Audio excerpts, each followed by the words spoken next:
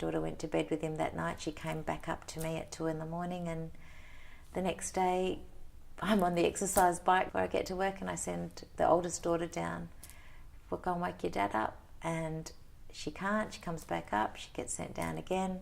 That doesn't work, so I send the youngest daughter down, and then I find him and found a mountain of blood under his nose and him in the most uncomfortable position.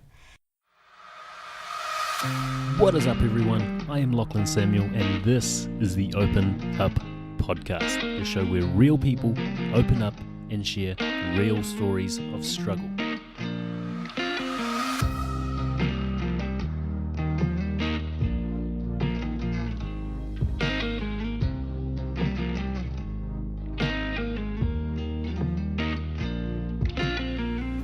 Before we kick off this interview, there are a couple words that Sorelle uses quite a bit throughout this conversation, and I thought I might reach out and ask her for the definitions, or her definitions of these words, so while you're listening, you understand what they mean as she refers to them throughout this conversation. So the words are masculine and feminine, and to her, in yogic philosophy, we each have a masculine and feminine energy within us, each of us carrying both, either in healthy or unhealthy states. Now, masculine is the doing and achieving energy, which is usually goal-orientated, but has within it the fear of failure. The feminine is the understanding, mystery, and surrender energy, within that residing the fear of being unloved. So, with the masculine and feminine energies, according to yogic philosophy, to be in balance, our partners should provide polarity and be the complementary expression of energy. So, for example, the masculine woman having a feminine man and vice versa. Thank you again for listening. Let's get into it. What is up, everyone? I am Lachlan Samuel, and this is the Open Up podcast, episode number 10 with Sorelle Miller, the founder of Pure Consciousness. They teach meditation for resilience using sound, movement, and breath to create a tranquil, connected state within. Thanks for being here, Sorelle. Thanks for having me, Lachlan. Like I was saying, this totally isn't what I was expecting. For anyone out there, if you are listening, please stick around, because this is going to be a pretty good conversation, especially if you're into energy and anything that is, I guess, past whatever we perceive with the five senses. Yes. Yeah. Doesn't have to be long-winded at all. Yep. It's up to you. But just walk us through your childhood, how you were raised, and any influences or events that you feel shaped you. So my mother and father, my mother was a pop singer in Myanmar, and she got sponsored out here by Sir John Hewlin, who brought in refugees from Cambodia, Vietnam and Burma. Yep. And mum was a tiger moth mum. She was an extreme disciplinarian. She'd lost her father at 7, and he died on a motorbike of an asthma attack, given the wrong medication. Her mother was very clairvoyant and clairaudient, and she had read in her own tea leaves that he would die, but she didn't expect him to die on her birthday. So mum got the telegram from the door, handed it over to my grandmother. Everyone dissolved into hysteria, and mum didn't know what she'd done wrong, but she did then realise her father had died. So because of the Japanese war days, they went from being quite affluent with maids and stuff like that to not having anything much at all, and mum was left to raise her 7 siblings. And so that shaped her coming out to Australia. She came out here with $10 and a suitcase. They used boxes in a, as their furniture in an apartment. She worked for as long as she could before. You weren't allowed to keep working pregnant then, so they couldn't see anything. Dad worked for BP Oil Refinery down in Kwinana.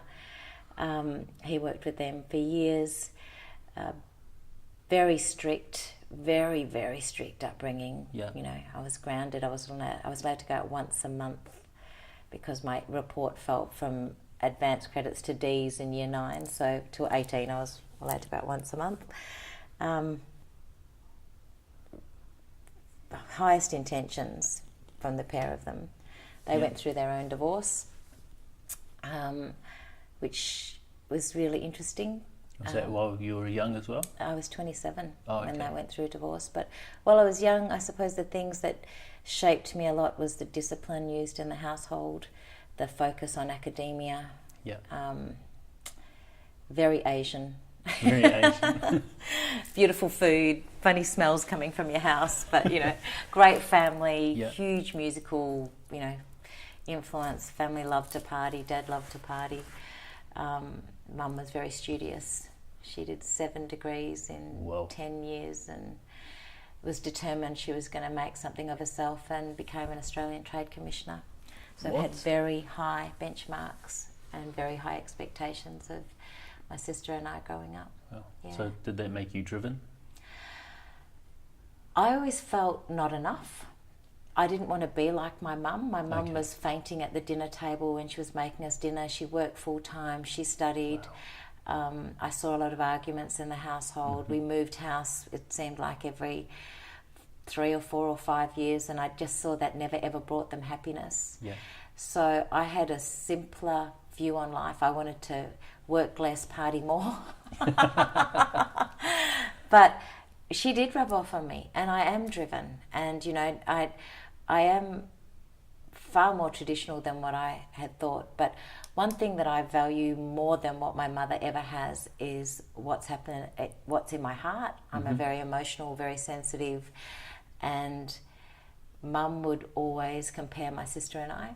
So she had me on a pedestal because I went to university. Yep. But my sister, not in a pit for that, but my sister was put on a pedestal being the youngest.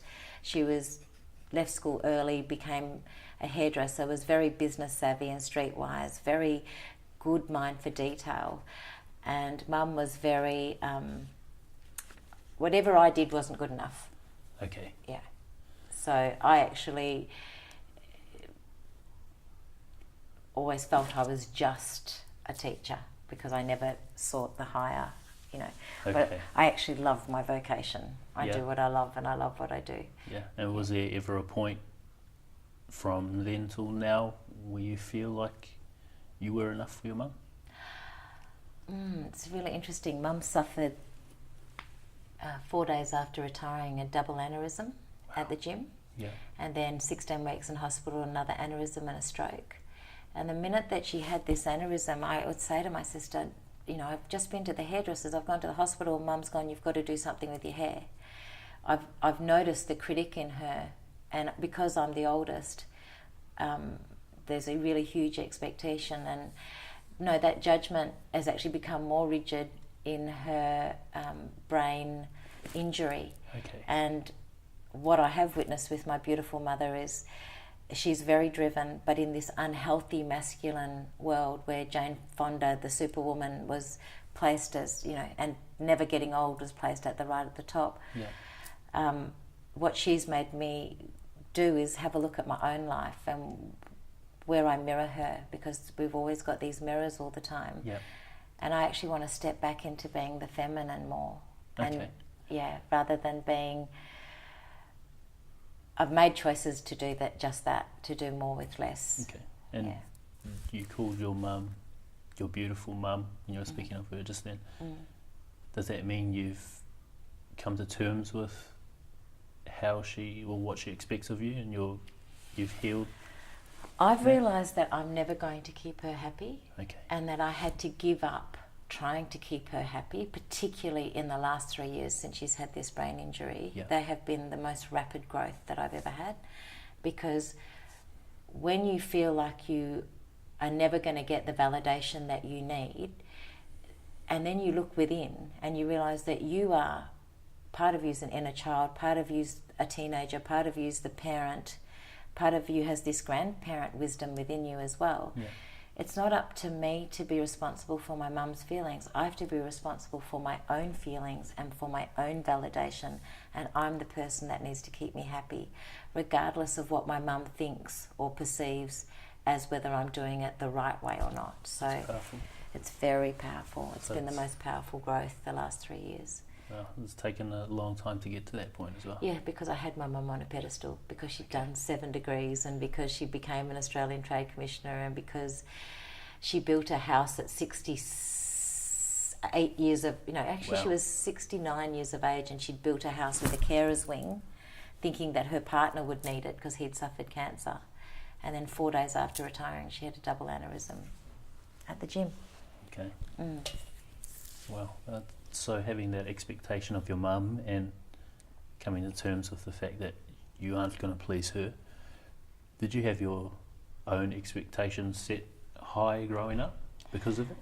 Very much. Like, I remember writing essays about how women were just as good as men, and Mum had set this thing of you can do anything, women are just as good as men. Not that she was an incredibly feminine woman. She's tiny, petite, but very. I stand on strong shoulders. She's a strong woman. Yep. Yeah. That's cool. And have you, I guess, accepted that yet? Have you broken down that barrier, the high expectations of yourself? Gosh, the high expectations are a double-edged sword, because they have had me in the fetal position, in deep anxiety, double guessing, doubting the decisions that I've made because I don't want to fail. And then, particularly as a parent, I then shifted my whole mindset to, you try to be this perfect parent, and there's no such thing as perfect. Everything's imperfectly perfect. You don't get a positive without a negative. Yep. And for my children, my mother is very different to me in that if she makes a mistake, she will never admit it. Okay. And she'll slam the phone down on you rather than say sorry. Whereas for me, I will always go back to my children and reflect and say, look, I'm not proud of the way I behaved. I would prefer that I had done it this way, so that I'm constantly modelling reflection and that making mistakes is part of life, and that we may not always get it right, but there's always a lesson there, and it's in the humbling that we learn the most, so. Yeah, if you're guarded and very defensive, then you're never going to grow. Exactly. And if you don't allow yourself to be uncomfortable and to be vulnerable, you're not as strong as what you thought you were. Yeah. Yeah. Okay. And I think you said at 27 your parents divorced. Yeah.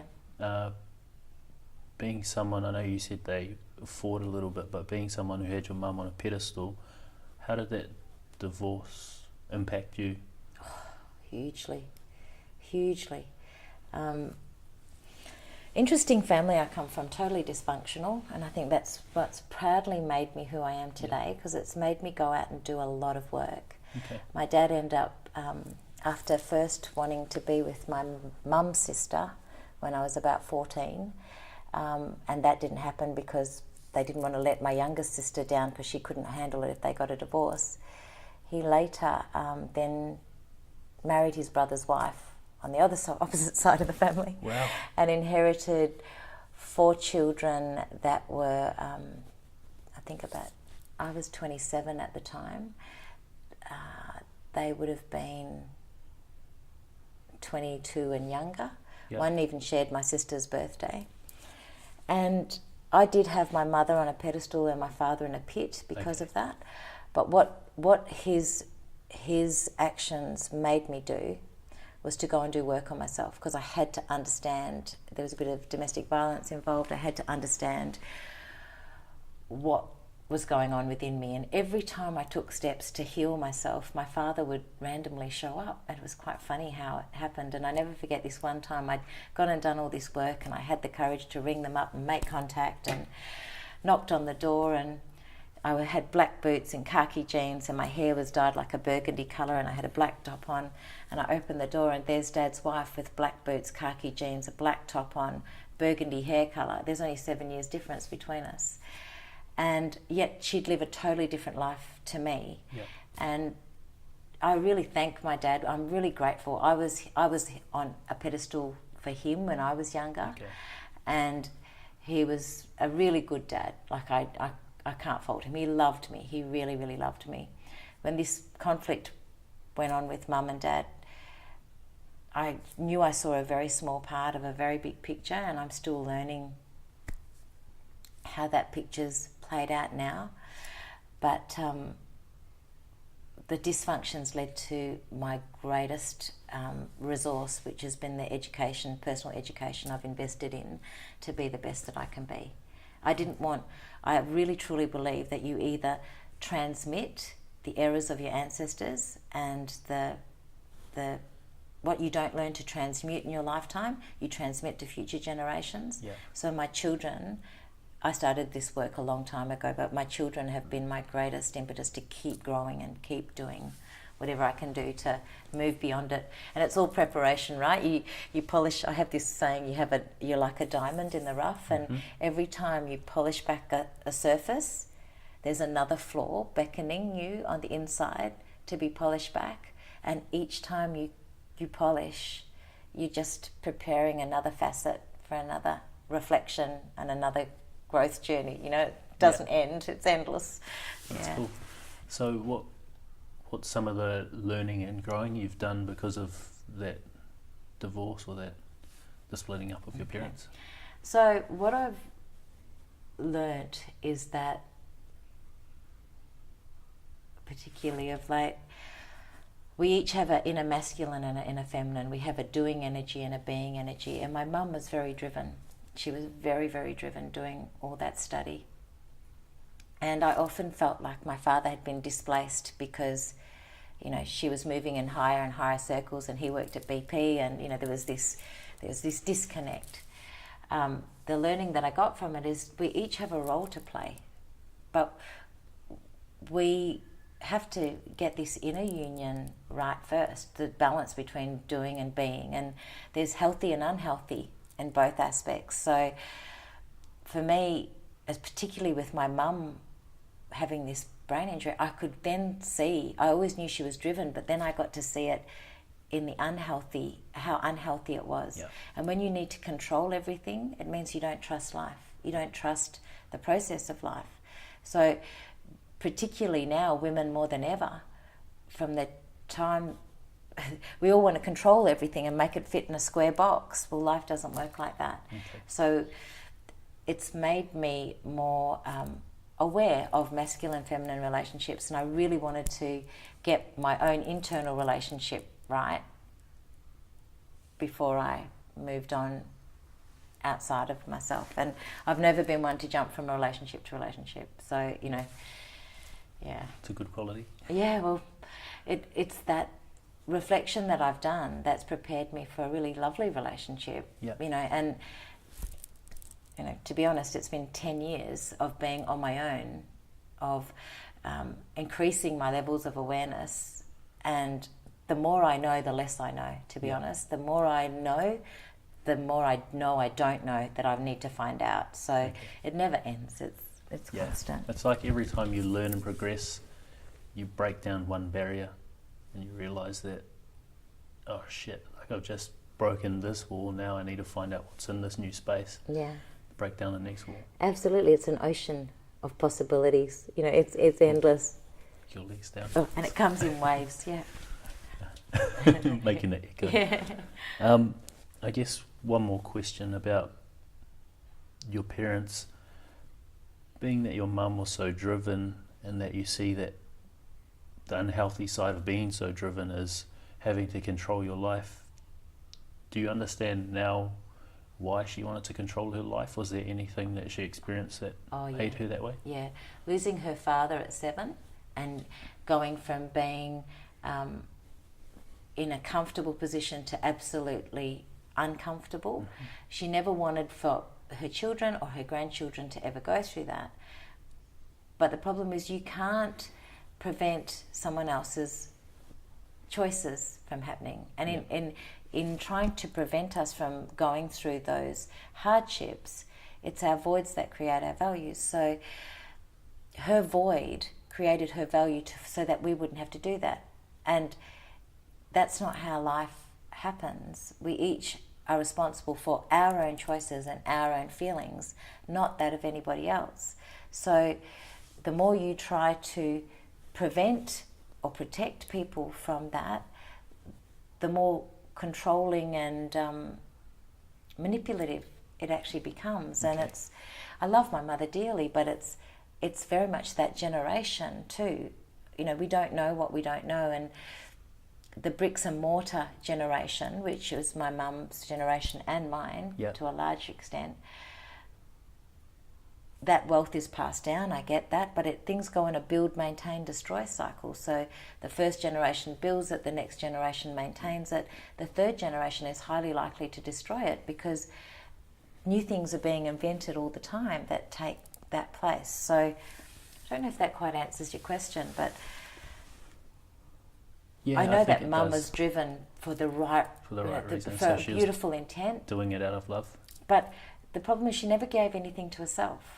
She projected it all for everybody else, and when you don't put anything back into yourself, you actually have less to give, because when you give, it's then given with conditions. I'll only give you this if you give me. There's no free ride. No one gives something away for nothing without expending.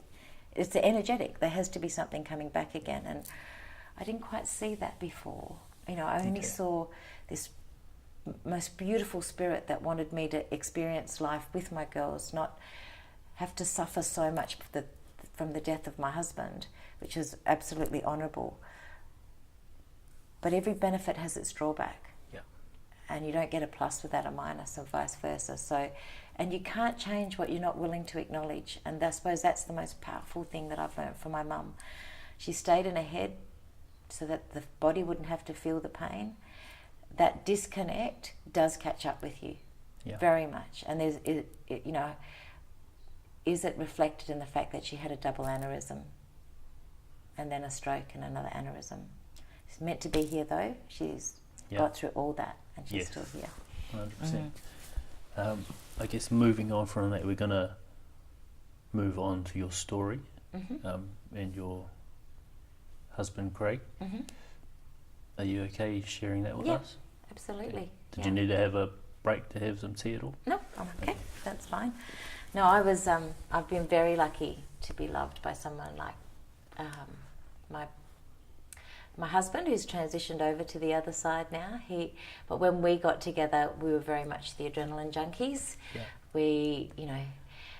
We worked hard, we played hard, we partied hard, and yet both very soulful and actually both very believing in the other dimensions of life. But we wanted to get the most that this life had to offer, and we were prepared to work as hard as it took to get where we wanted to go. Yeah.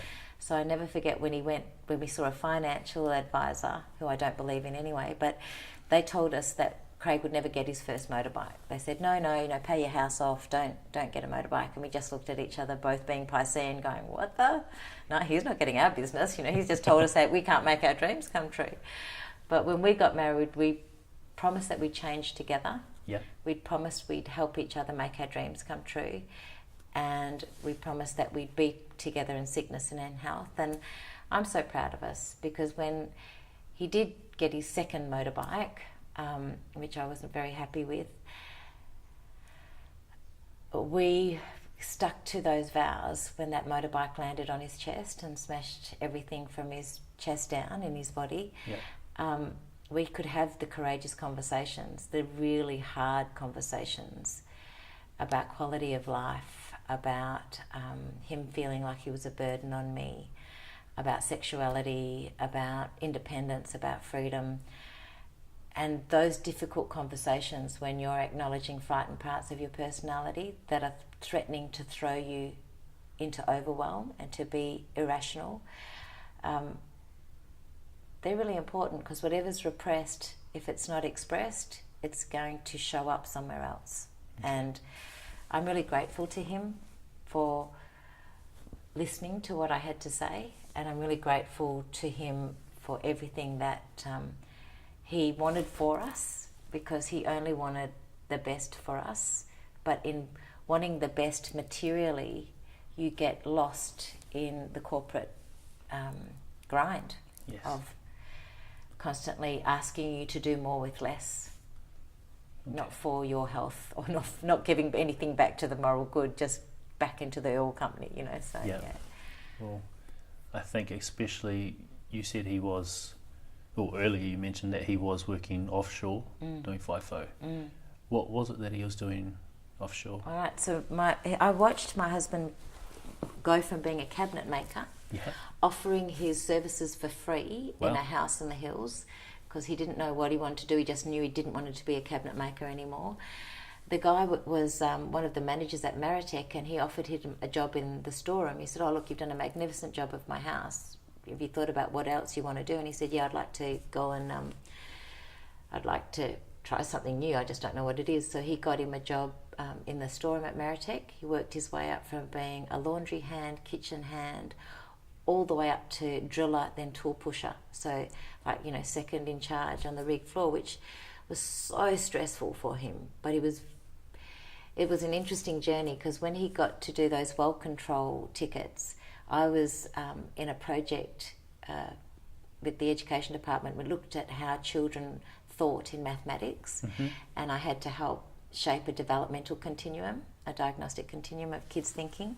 So when his lecturer heard this out at Curtin, he said, "Oh, your wife's going to be perfect to come and help you learn all the stuff you didn't learn in year 10 for this algebra for well control." So I was really put under the pump. I had to not only remember algebra, which I'm not very good at, but also help him learn all this rig terminology.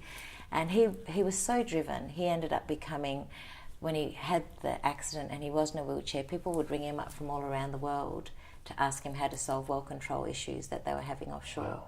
So we both believed in turning strengths into challenges, challenges into strengths. But the problem is, over time, your biggest strengths do become your biggest challenges. Yep. And unless you're flexible enough to acknowledge that and to witness that, we become more rigid as we grow older. We think we know stuff, but the universe has a way to show us that what we thought we knew perhaps isn't true after all. Okay, and I guess if we're going to move on with the story, I think we have to take a step back and explain what happened with the accident. Yes. If you can walk us through that. Yeah, please. Sure. So we had, we've got an amazing story. Craig proposed on a gondola in Venice. Wow. He, bought my ring in Amsterdam, bought me this magnificent jacket in Florence. He really showed me love in all the traditional prince. I was the princess and he was the prince, and I travelled around the world by myself, and he came to sweep me off my feet, which he did. And then we went and got married in a 150 million year old rainforest in Terengganu, where there was monitor lizards and snakes and monkeys, and people thought we were crazy, and we loved it. It was amazing. Fast forward to having two beautiful children that it took me 8 years to fall pregnant with my first child. Wow. And 8 years of actually trying? Yeah. Oh, wow. He wanted to have babies the minute that we met, and I kind of knew I was going to have his kids the minute that we met, but I didn't really need to be married. Yeah. That wasn't a big thing on my list, and it was on his, so hence the opulent proposal. And then we had this wedding because his mum died of cancer, and we wanted to be away from everything, so we spent a month on this beautiful place in Malaysia, in this jungle. But with the birth of our child, I'd come out of teaching under stress, under the grounds of bullying, and he said, "Look, we're not going to let anything get you down." He said, "Let's go, use your long service leave, let's do what we've always wanted to do and go to Egypt." So we went to Egypt, and we stood and hung back in the temple of Edfu, which is Horus's temple. Yep. And Craig asked the ritual in the temple of what was the fertility ritual, and they made me get my wedding ring finger hand and run it across the god's penis, which was hieroglyphed in the wall. We met another couple that had spent 42 grand on IVF, trying to fall pregnant as well for the same amount of time, Joe and Leroy. We had conceived within 3 days. Wow. Within 3 days, I didn't even know I was pregnant. I didn't want to be pregnant. I wanted to eat cheese and, drink wine and do all that stuff. And Craig was like, "Babe, you're going to have to buy new bras. Your boobs are growing really big." And I'm going, "Really? Really?" When we got home, we realised with the ultrasound that it had to be within 3 days of that temple visit. The other couple that we travelled with, I went and met them, and they had separated because they hadn't fallen pregnant. Okay. They got back together. They didn't tell me that they had separated. I sort of sussed it out after 4 days and convinced them that, the best thing that they could give each other was their friendship and their love, and a baby couldn't come to them until they kind of knew that the baby was the bonus. and they conceived within 3 weeks. We had babies within 3 months of each other, Leroy and Joe. So amazing. yeah, it was amazing. So we had our babies. Fast forward to wanting to build a house, get out of a 90 square metre duplex. Tried to build this house and it failed the first time. Lost $15,000. And why did it fail? Because we'd never built a house before, and we had these magnificent dreams, made far too many changes on a standard display home. The company, when we went to pre-start, 450 mistakes I found in the document. Wow. And I said, there's no way I'm going through with these guys. Like, this is in pre-start, we're having all these dramas. And he felt so disappointed because this was his castle. You know, this was going to be his whatever, you know, I'll be happy when. And I said, no, we're not doing it. So he bought a second motorbike, which happened to be the fastest V-twin in Perth, V-twin Aprilia. And it was black and it looked like death to me. I just got a bad feeling about it when I saw it. And I said, I'd think about it. He did the male thing. I went, oh, that means she's okay with it. And he went and bought it. I remember crying when I saw that he'd bought this bike, and then just picked myself up and said, don't worry about it. 9th wedding anniversary, he'd flown home. He'd had no sleep because he was tinkering with his bike all night.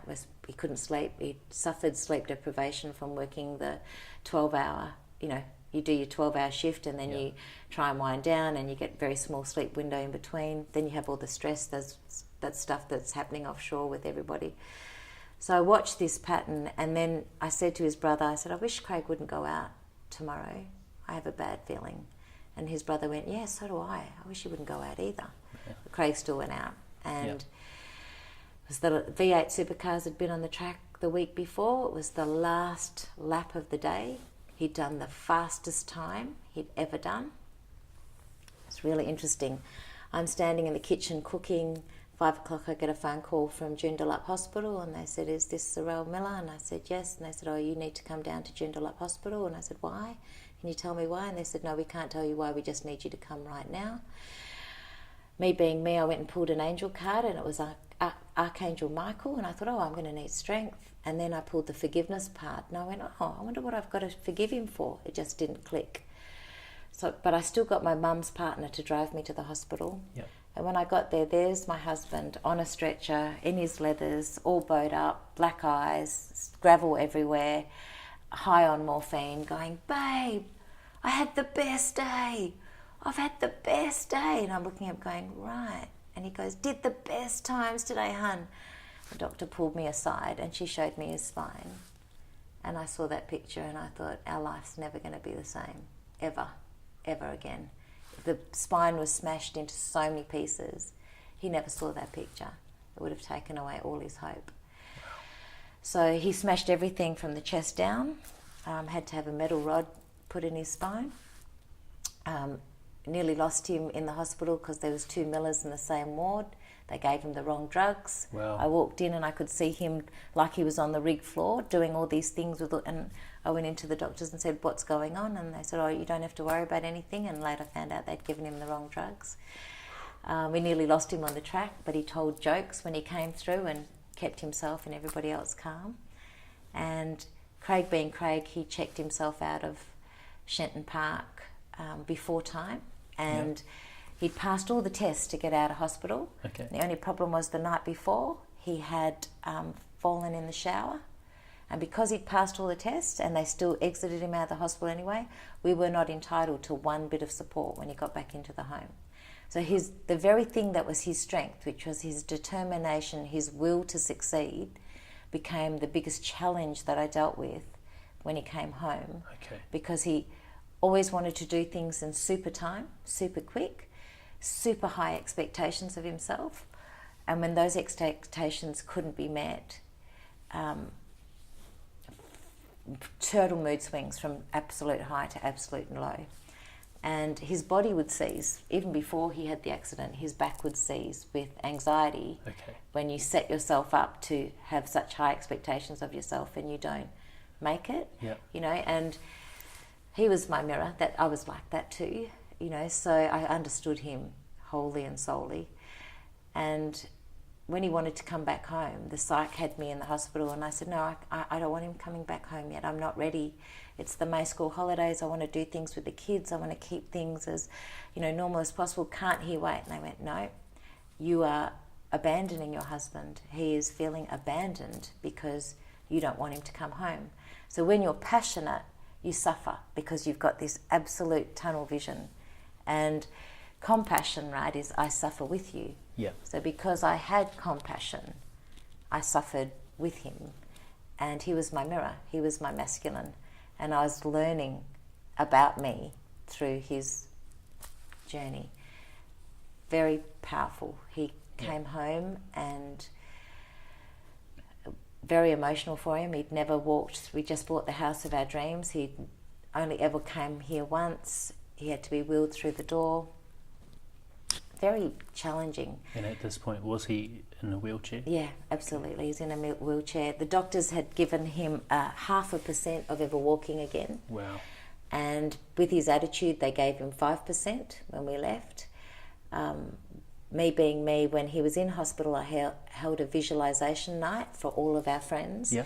And I got them all to come together, and I did a guided visualization and meditation about Craig. And I said to them, he loves gardens and plants. I'd love you to write, once I'd guided them through this visualization, of where they could see him if he was to heal and be absolutely perfect and whole, where they'd see him to be. Rather than focus on what had gone wrong, I wanted to elevate everyone's vision of what was possible. So they each wrote out their vision for him, and I made it into a book.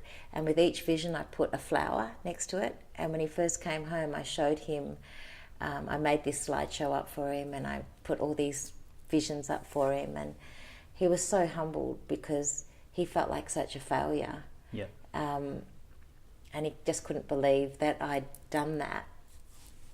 And here we were in this beautiful mansion, this home of our dreams, and we didn't feel like partying anymore. There was no more adrenaline there. It was the highest high had come down to the lowest low, and this then became a home of healing, because every day on a physical, mental and emotional level we had to deal, emotional pain shows up as physical pain in the brain now. And I witnessed my beautiful husband being so humble and personable and hospitable to everybody else, and then I'd watch his own level of self-criticism and beration and pain, physical, mental and emotional, every morning before he put that mask on to get out into the real world. Yeah, well, it would be hard for someone, especially offshore. Offshore is the epitome of FIFO. It's the best money. It's, I guess, the job that everyone goes for, and you have to work a long time. You have to work hard to get there. And like you said, he was someone that people would call for his guidance, his knowledge. So being someone in that position who is so valued from people around the world, it's going to be hard for him to accept that. Absolutely. How did that impact your relationship?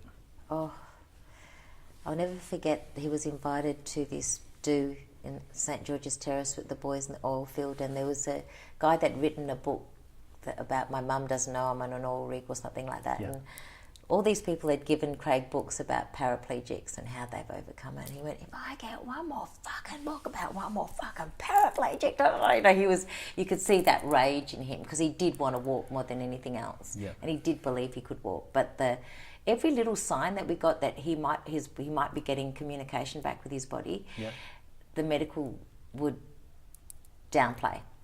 And they would say, no, that's this, or this is that. So that hope was really dying. And I watched him become very depressed, but I also watched him become the best dad. So all the things that I'd wished he would do while he was offshore, like Craig was very much an introvert, so he would prefer, I'm a party person, so I prefer lots of people. He'd say, no, can we just have 2 people?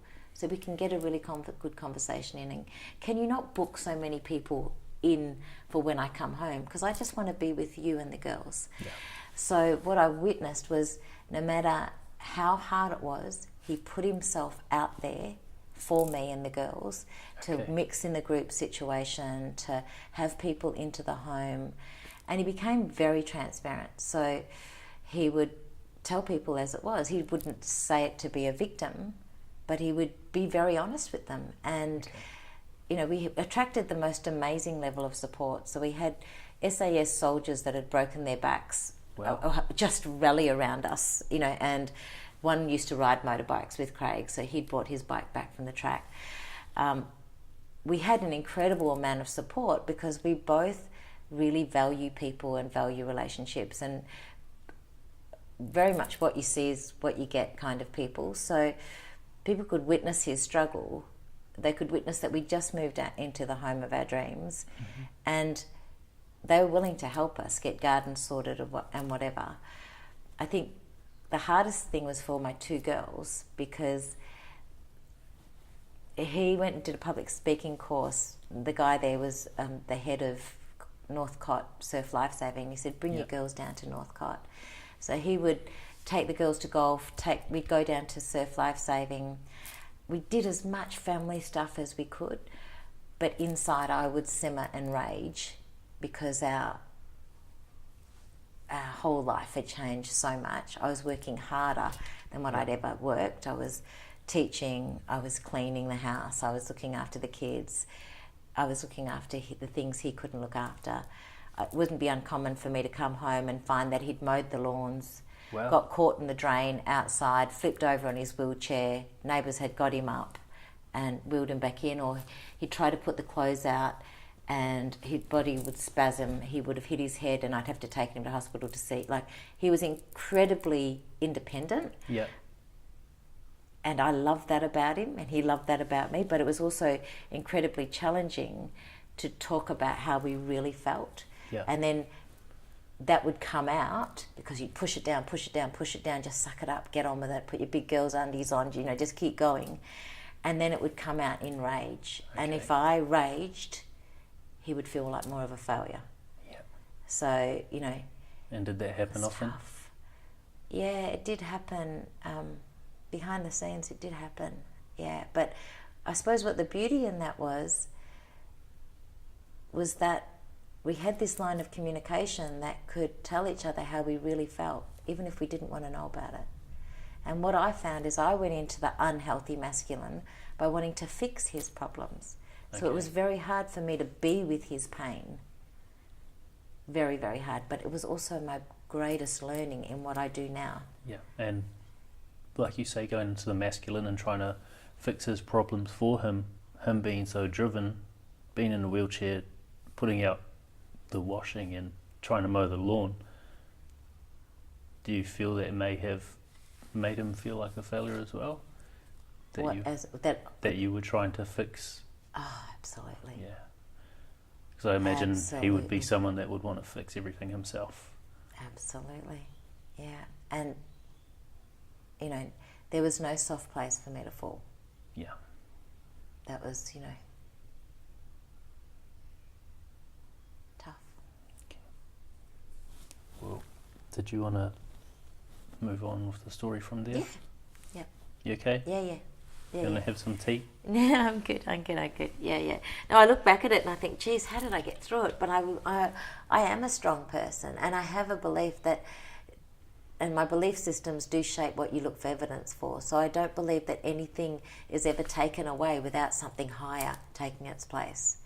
And the level of communication that we got to was so intense, but we could really set our boundaries with each other. So he could tell me, no, that's not going to work for me.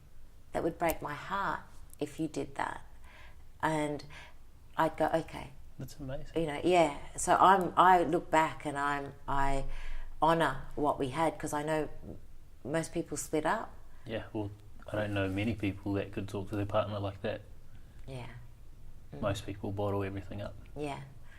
Yeah, not this little chicken. I miss have a chat. He always said I was miss have a chat. Yeah.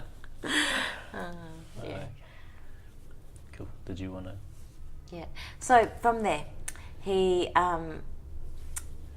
it was my birthday, and he was in a really dark place. I would find him often waking up in the mornings and he would be crying, just in pain. And it was really interesting because he was on OxyContin, which is a narcotic medication that you can get highly addicted to. He was on 80 milligrams a day. Wow. He tried cutting it down to 20. He'd get some sort of control back and some ease, and then the spasms would start up again. And he got the hospital system, you know, it does the best it can. It's better than it is in third world countries, but he got dropped off through no fault of his own, through not going to an appointment that they rescheduled that didn't tell us about rescheduling. And when he got dropped off, we said, well, we'll see the specialist privately then. The specialist wouldn't see us privately because there was a 3-month waiting list. So they eventually put us back on the list. Now, his communication with the specialist was, listen, I've got to get this. You promised me within 12 months the metal would be taken out of my spine. I need to get this metal out. It's causing me problems. I can hear it clicking, and, you know, it was incredible. We would be there to see the specialist, but we'd get to see the registrar because the specialist doesn't see everybody all the time. That's just the way the system works. They double book everyone, and they've got it sussed, you know, of how they're going to make the most money. They've been there doing their jobs for a long time. It's terrible. It's the way it is. And anyway, we had all these photographs of the fall that he had. We'd gone with his brother, and I had gone in to see the specialist with him, and the specialist said, oh, you know, yep, you need to get the metal taken out. Yep, we can manage that. Yeah, it's about time now. Yeah, we can do that. We went back 3 weeks later. We didn't get to see the specialist. I walked straight into the specialist's office, and he said, well, you're not seeing me today. And I was like, yeah, but we're booked in to see you. He said, no, you're seeing the registrar. So when we saw the registrar, he didn't even want to look at the photos of the latest fall. He just went, oh no, metal's not coming out, risk of infection's too high, end of story, see you later. Now that crushed Craig, because he'd been in touch with people over east, with a stem cell specialist in Europe, Germany, and until he had that metal taken out, he could not get any stem cell stuff done. So did he feel like he needed that out to progress with his life? Yeah, he did. And that was one of the factors, along with the global downturn in the economy. He was promised a consultant's role. They couldn't give him a consultant's role with the downturn in the economy. There were many factors. The level of pain was just huge. The addiction to the medication was also there. And I think we live in this pain pill popping society where we think we can have a positive, numb the pain without having a negative. We don't actually address the cause, we only address the symptoms. There's a lot of phantom pain with people that have, you know, severed limbs or motorbike accidents and stuff like that as well. So I'll never forget, it was my birthday. It was my 43rd birthday, and that was on the 18th of March, and he'd given me this card, and leading up to this, we'd had many conversations about him wanting to take his life. And I said to him, you know what the research says, babe? I said, you cannot go there. The risk of one of our children following suit is just way too high. Please don't even contemplate it. And yet he would. And I was saying to the people at work, I was teaching kindy at that time, I was saying, I'm worried about my husband. But there wasn't any real outlet for me to express this to people nearest and dearest, because I didn't want to worry anyone. I didn't want him to look bad in the bigger circle either. And yet I knew he was going to some really dark places, and he'd done some really big soul searching. You know, he with his brother had immense conversations, and I would talk openly to his brother. His brother was such a beautiful man. We knew this guy. We knew him really well. Anyway, he gave me this birthday card that said, oh, don't worry, babe. You know, you're a great mum. You're doing an incredible job. Have every confidence in you. And I got really angry with him with this card. And I was like, you know, I don't want to hear any of this. And I lost the card, never ever found it again. So he was pretty much saying that you're going to be fine without him? Yeah. And 5 days later, it was horrendous. The night before, there was a show on neuroplasticity, and I thought, oh, Craig, come and watch this show. And I got guided that it wasn't for him, it was for me. I could see he was really distressed. He'd been trying to contact specialists about the bladder problems, and he was being shut down. The doctors had given him mobile numbers. They weren't returning his calls. He'd gone online to seek, you know, from communities online. I don't know which communities they were, but they were telling him to take his life. And I was just trying, when he was telling me this, I was trying to fix things, going, have you tried this? Have you tried this? Have you done this? Why don't you email them? And he'd kind of reached the end of his tether. And I knew that I couldn't actually change the way he was feeling. So I just had to let him feel it. Okay. And my daughter went to bed with him that night. She came back up to me at 2 a.m, and the next day I'm on the exercise bike trying to get to work. Before I get to work, and I send the oldest daughter down, we'll go and wake your dad up, and she can't. She comes back up, she gets sent down again. That doesn't work, so I send the youngest daughter down, and then I find him, and he had to, I know that I'm not him, so I don't know what level of excruciating pain he was in, but the physical pain would have been savage enough. Yeah. The mental torment and the emotional pain, by far, the most excruciating. Yeah. Yeah. Do you think, being that you two were so adventurous, having all these romances all over the world and then getting married in a 150-year-old jungle and the motorbikes, do you feel like he felt like a failure as well because you couldn't live that life because of him? Absolutely.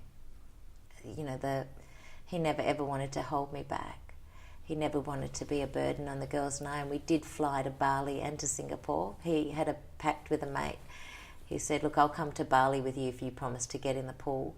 And he was going to go see his oil company over in Singapore. And to be honest, Transocean were amazing. The HR manager flew over from Singapore, pregnant, Wow, to come and see Craig in the home, gifted him with a laptop to help him do work, because they thought at that stage he'd be a consultant. She looked at my whiteboard and went, oh, you're a yellow-green. And I said, what's that? She goes, oh, it's the colours we wear on our helmets to flag our strengths. And I said, how do you know? And she said, oh, because I'm a green-yellow.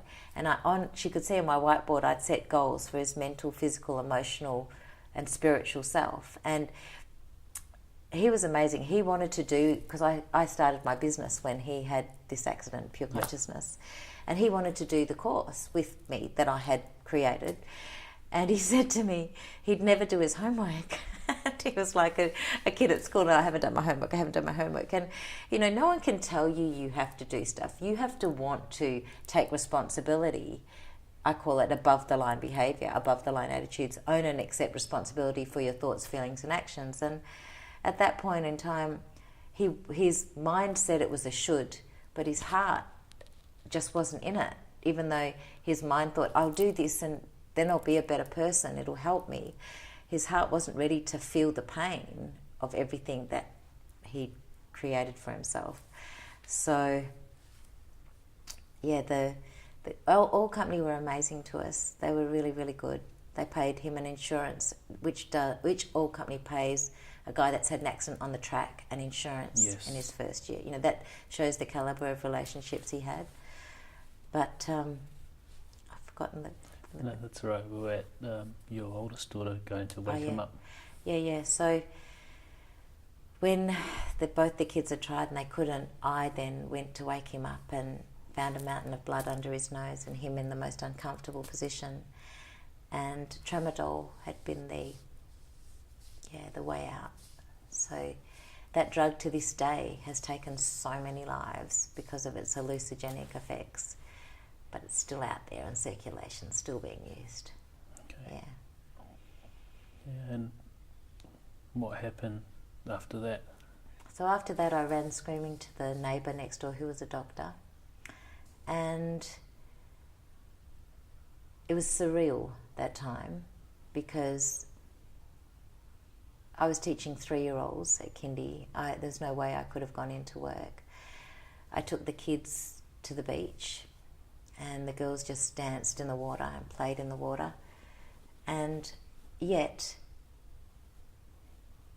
that night, I'll never forget this, my mum had come over, my cousin had come over, and I wanted to show my cousin, because she couldn't come to my wedding in that jungle, my wedding dress. And I ran upstairs to the wardrobe and I said, I hear this boo. And I was like, Craig, is that you? He always wondered if he had any of the wardrobe upstairs because he could never get upstairs. I said, see, babe, you have half the wardrobe. And I felt quite comfortable with that. brought my wedding dress down and said to my cousin and my girlfriend Sharon, "You'll never guess what happened." And they were like, "Oh yeah, whatever." My mum, who's really frightened of the spiritual world because of her experience with black magic when she was young in Myanmar. So when you went up and you heard the boo, that was him. That was his spirit. Okay. Yeah, checking out the wardrobe. An experience is stronger than belief. If you haven't had these experiences, you can't possibly. You might not even credit what I'm saying, but I don't really give a shit because my experience is my experience. But my mum was fascinating because she slept over that night. It was the last night she would ever sleep over in my house. Yeah. She slept upstairs, and in the middle of the night she woke up to Craig at the base of her feet going, "Mum, this is fantastic. Look, I'm up here. I can walk." And Mum was, "Go away, Craig." She put the cover over her head and said, "Go away, Craig.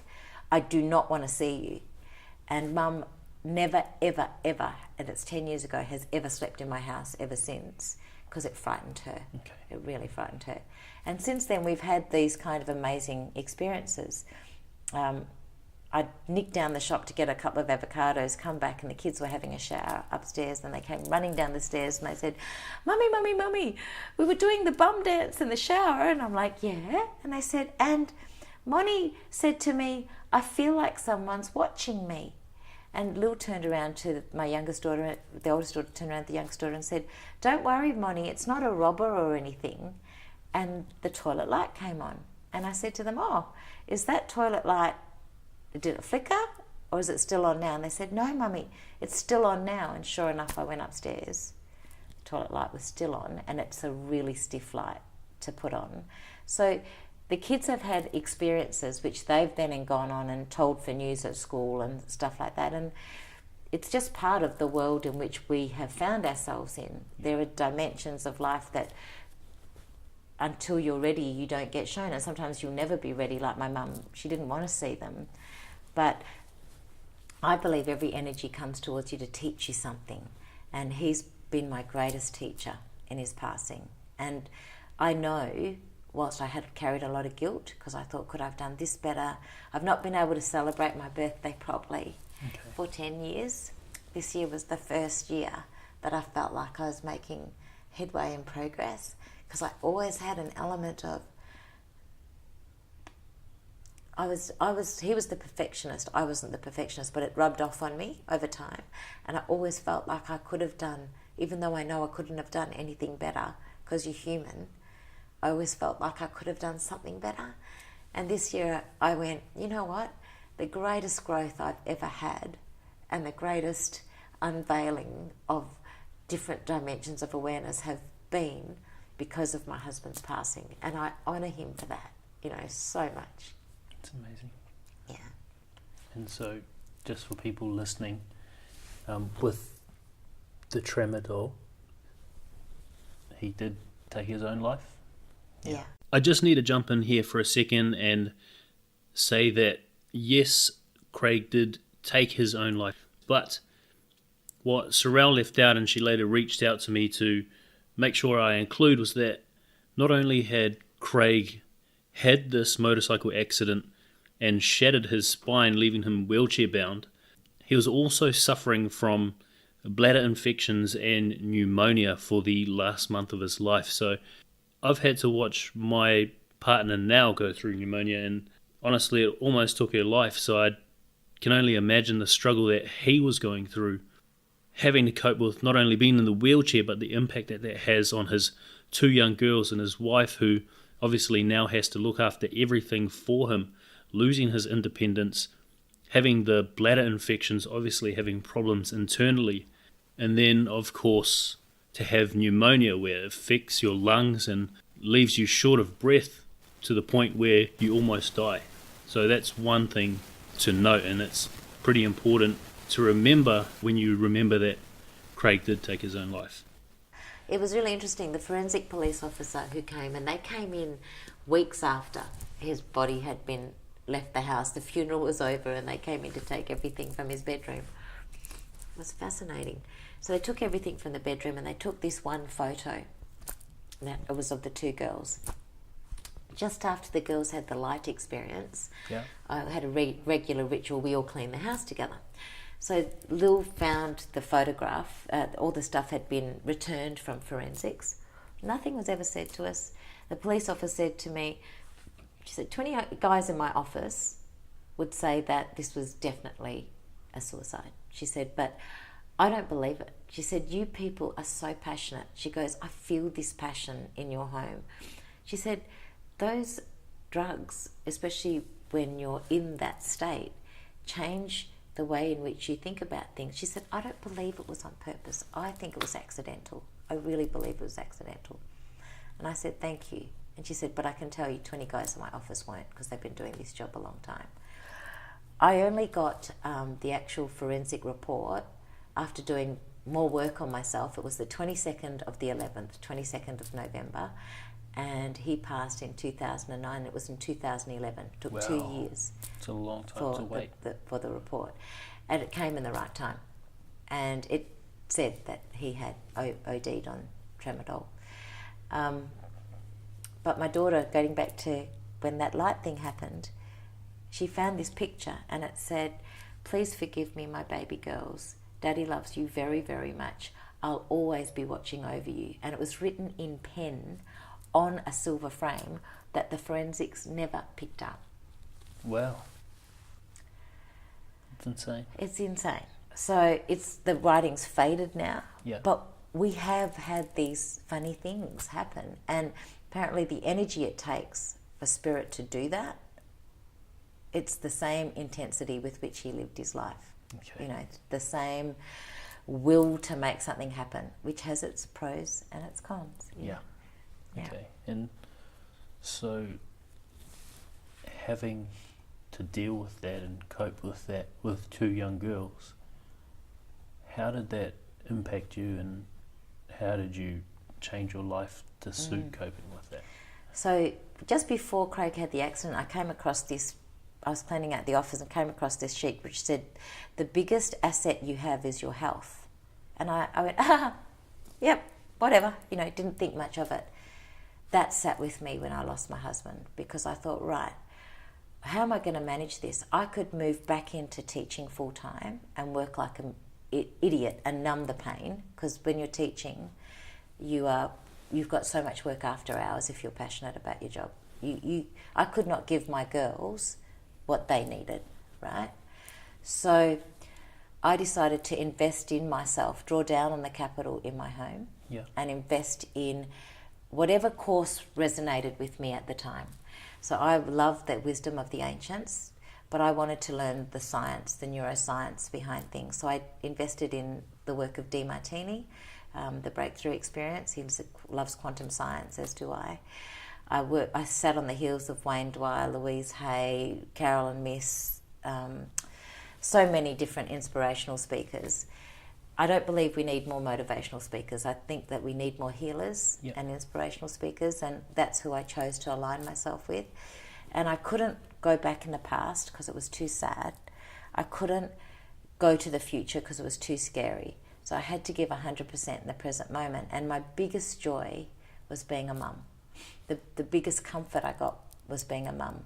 But there were times where my oldest, would walk up the stairs and find me in the fetal position crying in bed, because I didn't know how I was going to pay the bills, or I didn't know how I was going to make things work. And doing my business, that was the hardest learning curve, because I had to believe in myself. I had to trust this ability and these skills and abilities that I've partially inherited and partially created and partially just flow through me. I had to trust that creative life force. And business was the hardest thing, because you don't switch off. Teaching, at least I've got an endpoint to the marking or the programming should I wish it to be, but with business there's always something to do. And so I became manic for a little while, just trying to manage giving the girls a well-rounded, I got them into singing, and we still did surf lifesaving, and so committed to being the best mum that I could be, but also the best version of myself that I could be. And it was like I'd given birth to another baby with the pure consciousness stuff. And I think it was my children. Like I honestly contemplated suicide myself when Craig first passed, because it was so daunting and so scary. Yeah, I can imagine. There was a couple, a Japanese girl and an Australian guy that had a son born with a really big disability. Yeah. And they jumped off the cliffs in Coogee. My sister used to live in Coogee in New South Wales. And I honestly contemplated it. But I love life too much. And I thought, no, the best thing I can give my girls is my emotional, mental stability. Yeah. And because my background is education and psychology, meditation is where both of those meet. And meditation and playing the singing bowls have been absolutely amazing in changing my vibration. And my beautiful mum took us over to Chiang Mai in Thailand, so I got to buy these bowls, get trained in using the bowls. People were throwing money into the bowls thinking I was begging when I was told to go and play them on the streets. And Arman, the shaman that worked with me, he tested my patience and had the kids playing the wind instruments, and he basically had them being as playful as they could while I had to choose all this stuff. And I feel really blessed. I feel really blessed that I do love life. I know that, I've been constantly willing to step out of my comfort zone and see what's holding me back. But Craig's death said to me, you have such a short span of life. How do you want to be remembered? What's your legacy going to be? And are you going to do what you love and love what you do, or are you going to do stuff to please everybody else? Okay. And I didn't need any more degrees under my belt. What I needed to do was to heal deeply the feelings within me, and that's taken years, because some portals of grief you can't get to until you start moving your body. So if you just sit still in meditation and just focus on the light, you're actually not going to move what's dark within you. So in order to get to the darkness, you've got to move. And thankfully, I've had some beautiful teachers who, particularly in the last 3 years, the first 7 years of Pure Consciousness were head and heart, just trying to reframe the head so that I could keep moving forward and clear the heart. The most powerful growth has been when I've dropped out of the head into the heart and into the gut. The gut is so powerful. The life force with which you feed the gut with changes the energy in which you have to live your day, changes your vitality. So this was necessary for 7 years, but I wasn't going to get any further if I just stayed in my head. I had to move into my body, and that's when things started shifting really, really quickly. And that's when the deepest grief came out, because I pushed it so far down for self-preservation. Because people don't want to, our society's not built to deal with grief. They want you to put the mask on and say, if they say, how are you? They want you to say that you're fine. Yeah. Well, nowadays it's coming more to the front. Changing, absolutely. The last 5 years particularly, that's been the massive growth. And I feel really blessed in that I've witnessed the neuroscience behind it. That's always, it fueled me. But it's about practice. Yeah. It's not about thinking about it. It's about doing it. And the companies that I've aligned myself with I've aligned with myself with another company called Inner Origin, who's all about gut health as well. And just mixing with people that are all on the same track, you will do what you're ready to do as you're ready to do it. But, if we all just looked at our own shit's so powerful. Whether it's physical poo that tells us a lot about how we're eating, how we're nurturing our life force, or mental or emotional shit that we're dealing with. I'm really grateful that I've had the courage to listen to my heart and embrace that stuff so that I can find the gift in it and keep moving forward. Because my girls, the biggest asset I can give them is not this house. It's my health. And they are little sponges. They suck everything up, conscious or unconscious.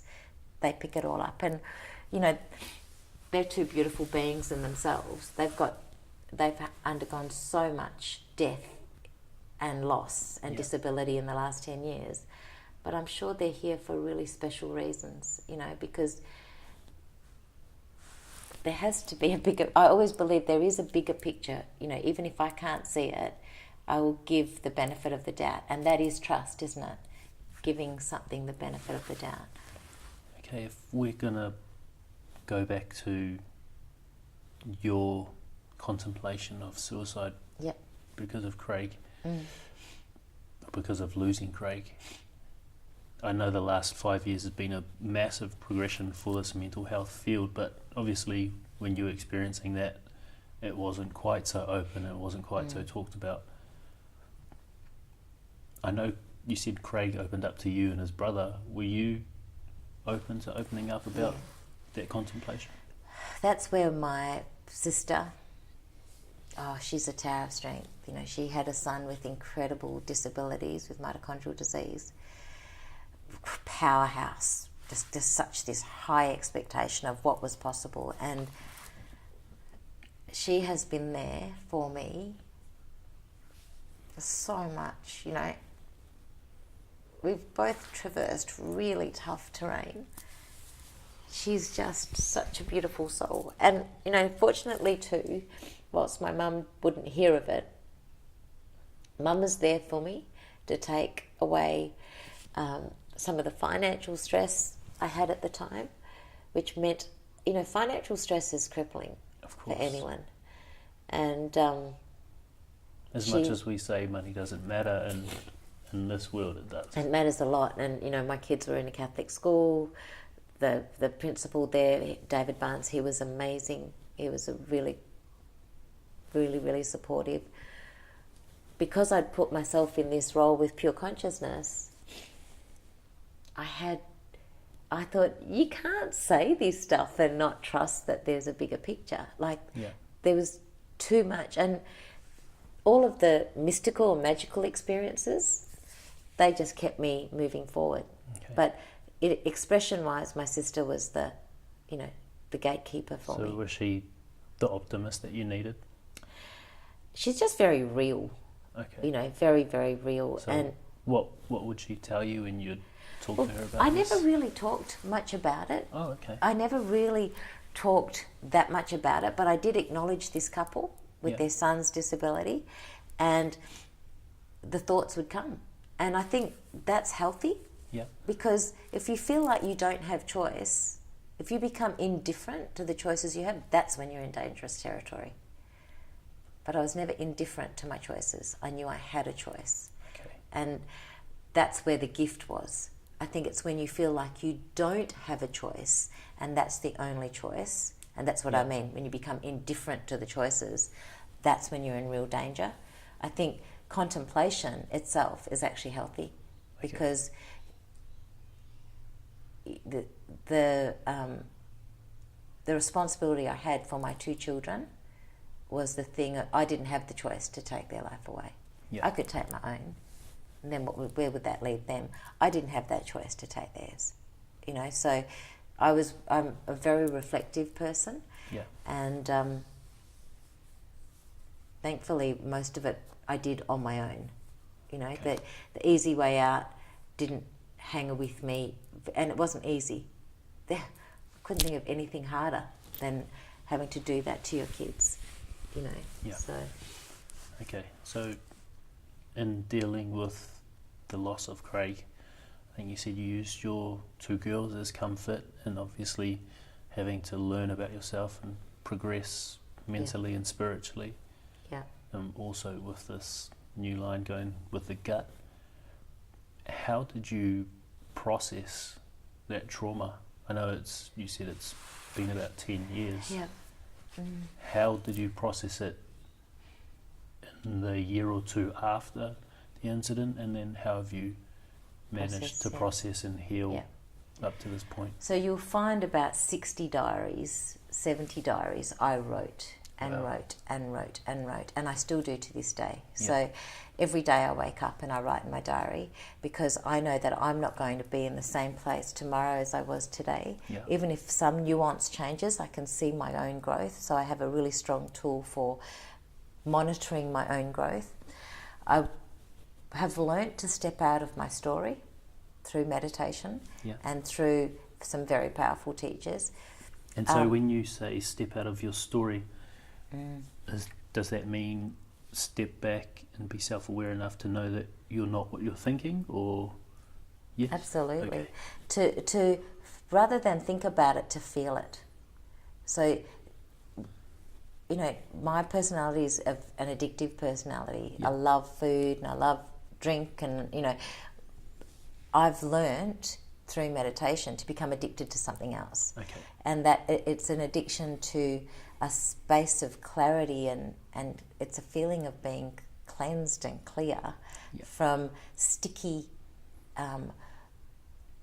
emotion that actually becomes acidic within your body. It makes you feel acidic, and that emotion needs expression. Mm-hmm. So rather than bottling it, I've learned how to move it. Like for some people, they'll run or they'll swim. I find certain practices of the ancients really work for me. I find stretching really good. I find the breath is so powerful, especially the fire breath, the Kundalini fire breath. But you have to find what works for you. Yeah. So I've given myself space. I think, number one, I gave myself space. When Craig's accident did happen, I didn't run back to work.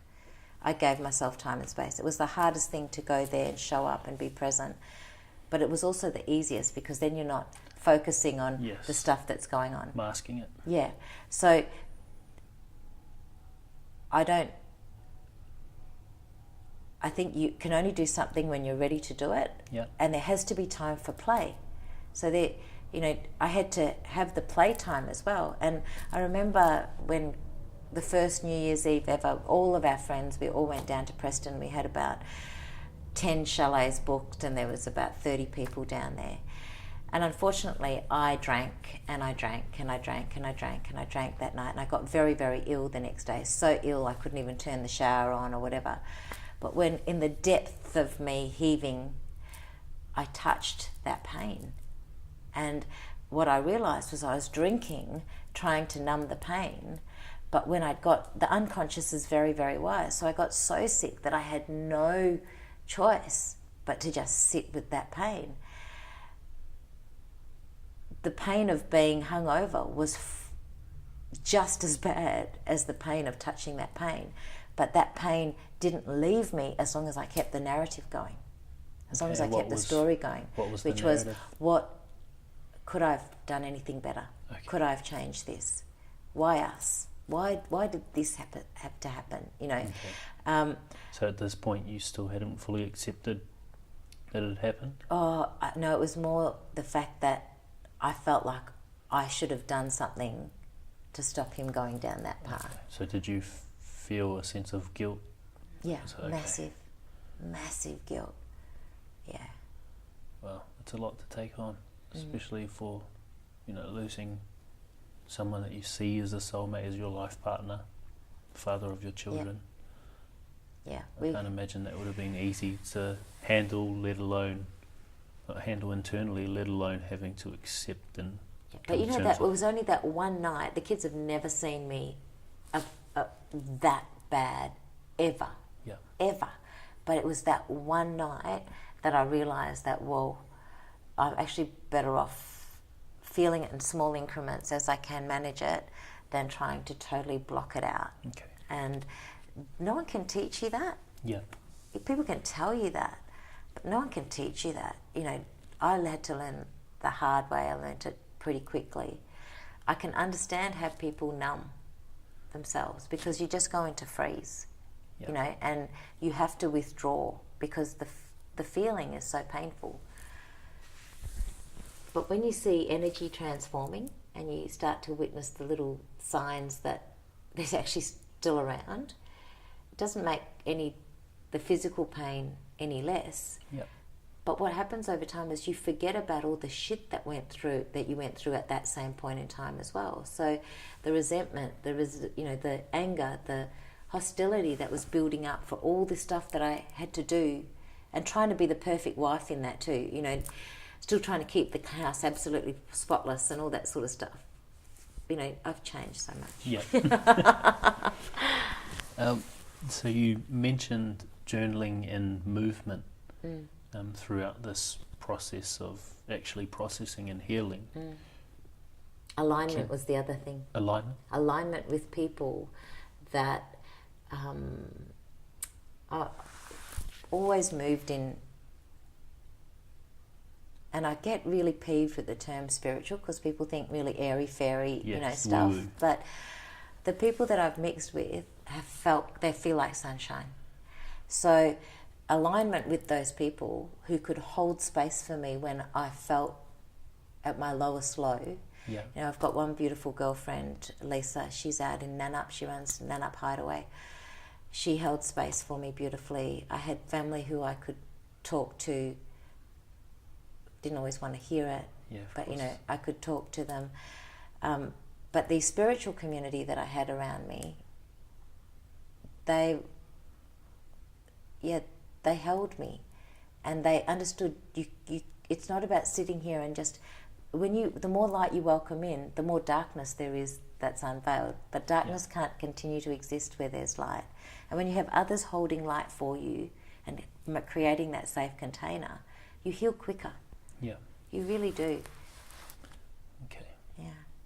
That's awesome. Well, with the journaling and the movement, how often were you journaling? Every day. Every Sometimes 2 to 3 times a day. And I also have, you can see up there, a lot of guidance. So I rely on oracles for guidance, and each oracle will teach you something different.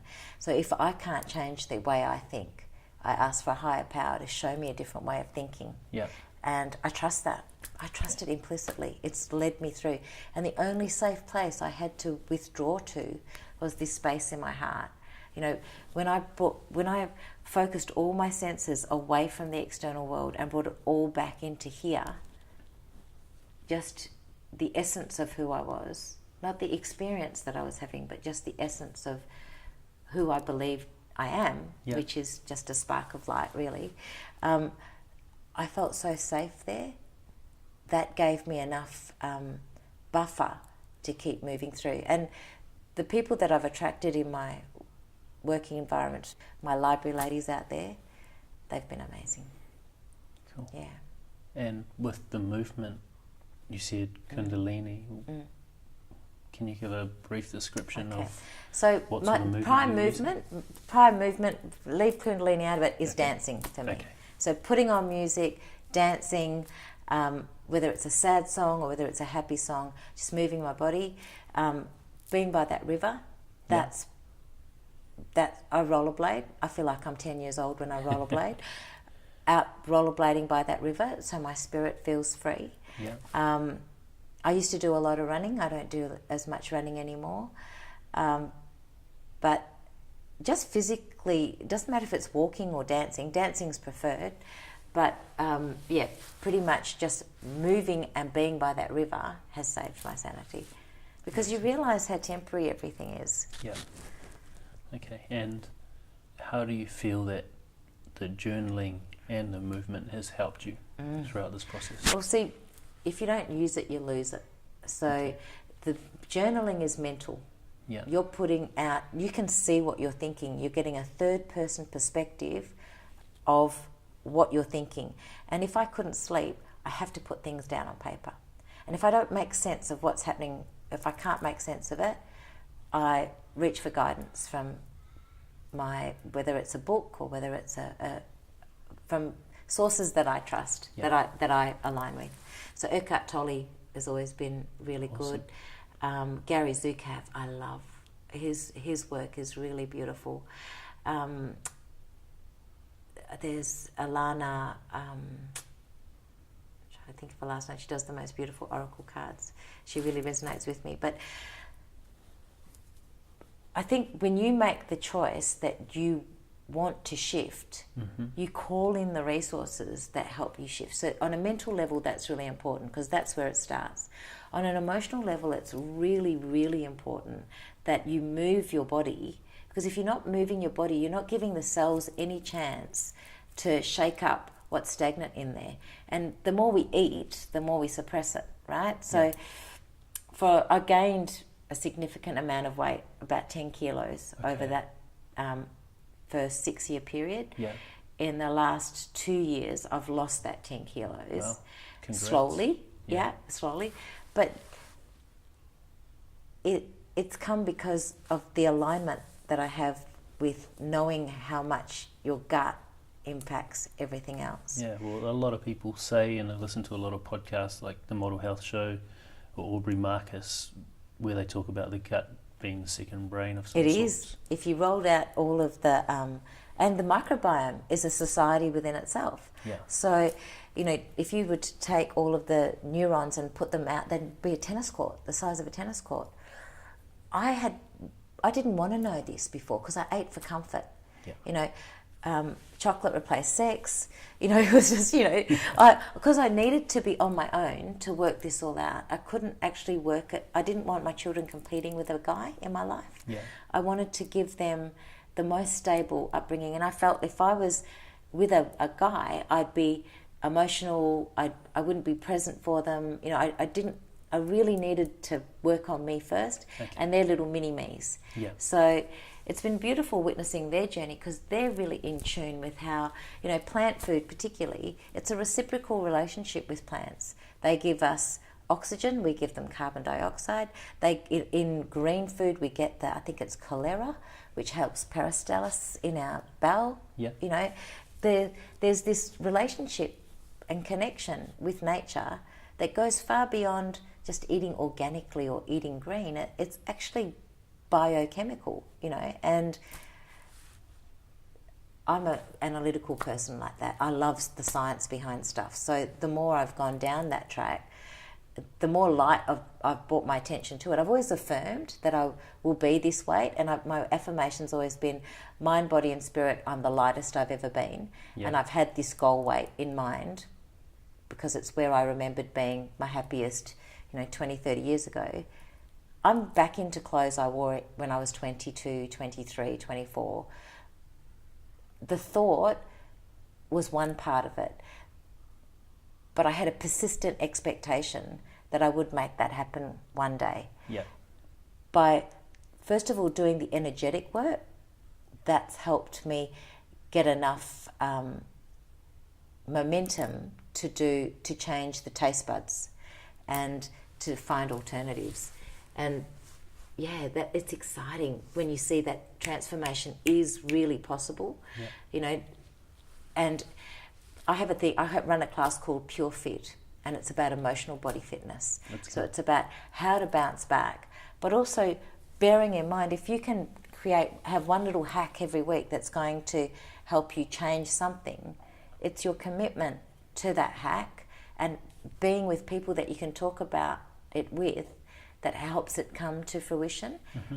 And I had this thing, one baby step every day for 100 days, and you're 100% better than where you were 100 days ago. That's amazing. Yeah, you wouldn't, and I've said that since the day Craig died. So with Pure Consciousness, it's been one baby step every day. That might just be as simple as staring into a candle for 3 minutes and watching the impulses that move through my body that want to do everything else while I'm focusing my attention. Our society now robs us of focused attention because we're so used to getting the dopamine fix from the screens. Yeah. And the oxytocin to a point too, if someone likes what we say, even though we're not touching them, Yeah. it's dopamine more than oxytocin. But there's so much now. There's so much information, so little common sense. So much information, so little doing, because we're stuck up here, not actually putting anything into practice. So for me, it was this one baby step every day, and I've just watched me go through cycles, but they build upon each other. And I'm not afraid to take a risk. It's amazing. Yeah. It's cool. Well, if we're going to, I guess, wrap up this phase where you're processing and healing, do you ever fall back into that state where you contemplate taking your own life? No. I haven't done since the very first. But you've got to remember, when that happened, that would have been in the first week of his passing. Oh, really? Yeah. Okay. Because I was so frightened about how I was going to pull everything together. Actually, no, it was after I'd planned his funeral, when I was just like, right, okay, that's all over. I've celebrated his life. Now what am I going to do? Yeah. Yeah. And the thing is, when you know you don't want to go back to where you were before, I didn't want to go back to full-time teaching. I knew that was going to crucify me if I did that, because I'd have nothing left to give my kids. And yet the thought of trying to do a business, my mum kept saying, she kept putting a lot of pressure saying, is this a hobby or is this a business? And I'd look at her and say, well, for you, it's a hobby. For me, it's a business, and I know that I've invested so much into my education. Part of the hardest part was charging for what I do. Yeah. But I have this absolute trust that everyone's their own expert. They will feel a resonance. They will know that it's worth their investment. And the universe has the way of bringing me who I need when I need it.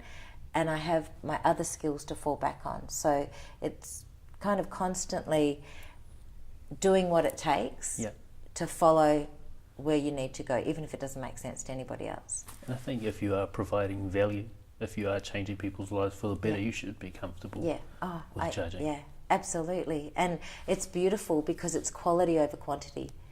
This room holds massive, only 6. So that's a really pure, focused intent, and it's so intimate. And I love that. That means more because I get to know my clients better. Yeah. It's a very intimate space. Yeah. If you were to look back, having gone through everything you have and knowing what you've done to heal, what would be your biggest lesson to take away from Craig going through the accident and then the incident and then moving on from there? The difference between ego and essence. So the ego constantly lives in a place of doubt and fear, that you're never good enough, that you always need something more to prove who it is you are. In experience, we're all different, but in essence, we're all the same. So we're all looking for a sense of self-worth. We're all challenged by frightened parts of our personality that have their own way of rearing their different heads. And we all suffer physical challenges as a result of the lifestyle and where we focus our attention in our lives. So for me, recognizing when it's a should to when it's a could, like, you tell yourself, I should lose weight, I should lose weight, I should lose weight. Well, it feels much better to say, I could lose weight, and then what? It's not, I'm going to be happy when I lose weight. It's, I could lose weight, and I could explore that option. The ego has a way of constantly comparing yourself to others, which is a natural human tendency. Yeah. But I say be mindful about what influences you're allowing yourself to create those benchmarks. Yeah. And, do they walk their talk? When you move towards someone, how does it feel? Like, people only reveal themselves over time, and this is what I've learned. Yeah. Your healing, the way you recover, is nobody else's business but yours. I think that's very powerful and something that a lot of people can take on board, especially going through something as traumatic as what you've been through. I guess for anyone who's in a similar situation, having lost someone they love, is there any advice you'd give to someone apart from that alignment with the people? Yeah. Be gentle with yourself. Note what you're thinking. Write it down. Yeah. And I have this analogy, with trust and love being a white pot of paint and doubt and fear being a black pot of paint. How much white paint do you need to put into the black paint to make it change colour? That's cool. How much black paint do you need to put in the white paint to make it change colour? The tiniest of drops. So fill your white paint with the people and the thoughts that are going to keep you in trust, right? And the best place to find trust is to be out underneath the sunshine in Mother Nature and letting it warm your heart, warm your skin with absolute certainty and presence, knowing that who you are right at this point in time is enough. Yeah. We can reinvent ourselves at any time, but we can only do whatever we can do when we're ready. And who we are at this point in time is just as relevant as who we are 10 years later. I look at my beautiful students who have gone through Syrian bombings and lost half their family. I'm in awe of their resilience. I'm in awe of their appreciation of our culture. I'm in awe of their compassion, for kids like my nephew when I tell them the story. I think, when you focus on what you do have and you love what you have and appreciate it and give thanks for it, it's the gratitude for just saying to my body, okay, I know I've given you a really hard time. I've really tried to numb that pain. It hasn't worked, but we can start again. Cool. We can start again. And it's a daily, sometimes your moods can change within 30 minutes. You can go from feeling really like shit to, have a piece of chocolate and I'm okay again. And, you watch yourself swing. No, you're not that. Yeah. That's not who you are. You're far bigger than that wave that sits on the surface. There's a depth to everybody. And I suppose if there's one criticism that people do have of me is that I am too deep. I dive deep, but I dive deep to find that sense of balance and peace. How can that be a criticism, though? I think that's a criticism by someone who's defensive, maybe. Or maybe just not as deep and can't understand what the hell I'm talking about. That too. Yeah, that too. If you're looking at life now, how would you describe the quality of your life at the moment? I've always believed in vision boards. Yep. So I've always mapped out vision boards, and I have them by my bed. So one's that big, the latest one. Wow. They go from this big to the one that big. Yeah. And I know the subconscious works in pictures.